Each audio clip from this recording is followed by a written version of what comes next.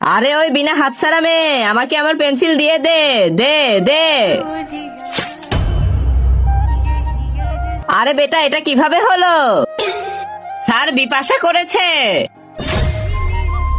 ঠিক আছে, কালকে তোমরা সবাই ঘর থেকে মুক্তির কারুকার্য বানিয়ে নিয়ে আসবা। কিন্তু কেন স্যার? কারণ কাল হবে স্কুলে কারুকার্য বানানোর কম্পিটিশন, আর যার কারুকার্য ভালো হবে সে হবে এই ক্লাসের মনিটর, বুঝতে পারলে? ঠিক আছে স্যার, আজকের এই কম্পিটিশনে তো আমিই জিতবো, কারণ এইটা আমি বাজার থেকে কিনে নিয়ে এসেছি।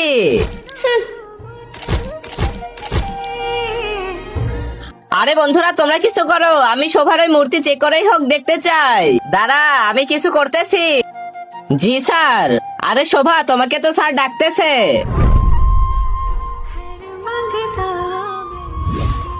আরে এ তো কত সুন্দর একটা মূর্তির কারুকার্য বানিয়েছে। ওর হাত না থাকা সত্ত্বেও ও কত সুন্দর একটা মূর্তি বানিয়েছে, কিন্তু ওকে তো আজকে কোনোভাবে জিততে দেওয়া যাবে না। আরে আমার মূর্তি, আমার বানানো মূর্তির কারুকার্যটাকে ভেঙে দিয়েছে। আহা। বাচ্চারা, তোমরা সবাই তোমাদের হাতের কাজ দেখাও। স্যার এই দেখেন আমারটা। স্যার এটা হচ্ছে আমারটা। আর স্যার এই দেখুন, এটা হচ্ছে আমারটা। আরে ওয়াও বাচ্চারা, তোমরা তো খুব সুন্দর সুন্দর জিনিস বানিয়েছো, কিন্তু শোভা তোমারটা কোথায়?